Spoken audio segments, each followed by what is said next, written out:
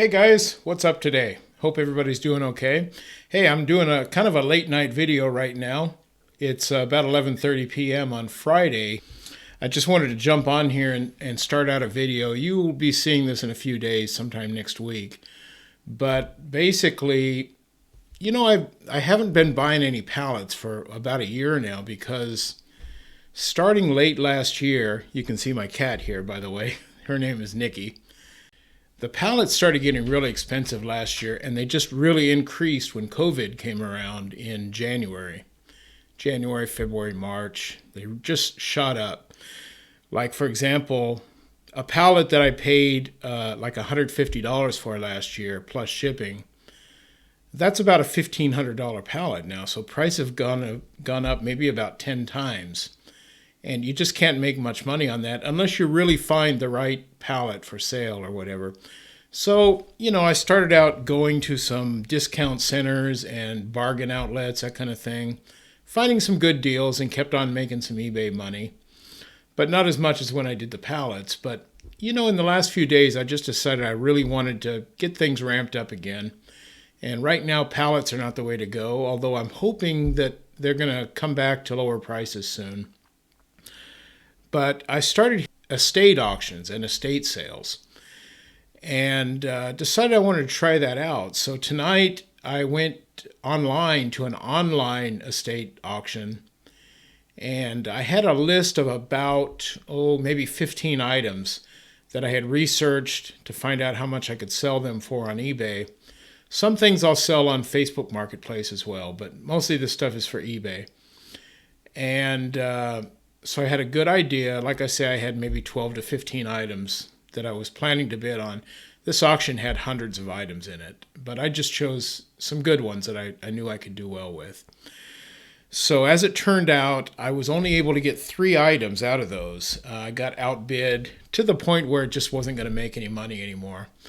These are all like antique type items, kind of like maybe if you ever watched American Pickers, this is the kind of stuff you might have seen on there.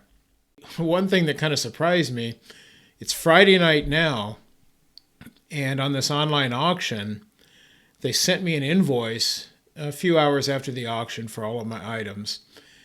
But I knew I had to go pick it up. They don't have shipping, this particular company, and they're in Noblesville, Indiana, which is about an hour to an hour and a half south of us, down towards Indianapolis, but not quite that far from us.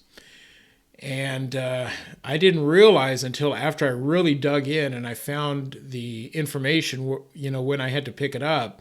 I have to pick it up tomorrow, Saturday, between 8:30 and 4. Well, my problem is that my wife, Fema, and our 2 sons, Chris and Jared, they have to work tomorrow, and I give them all a ride to work. Fema drives, but we only have 1 car, and I'm going to be needing that.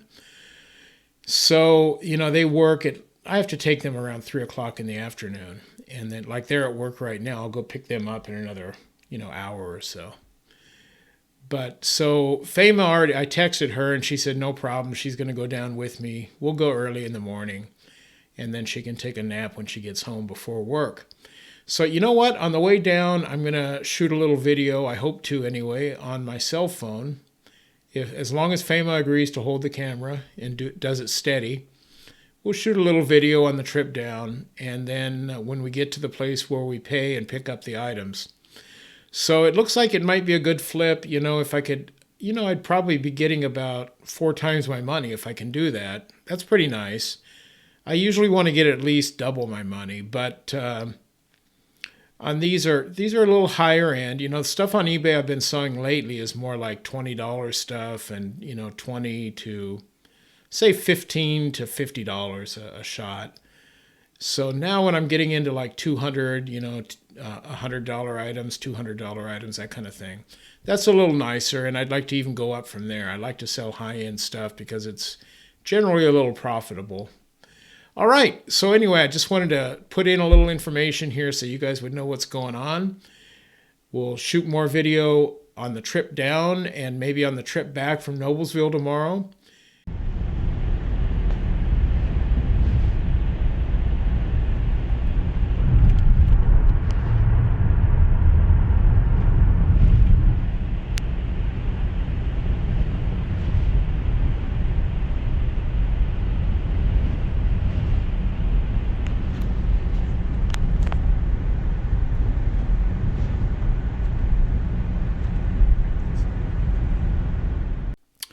I got 3 items. One of them is a Standard oil can from Standard Oil of Indiana.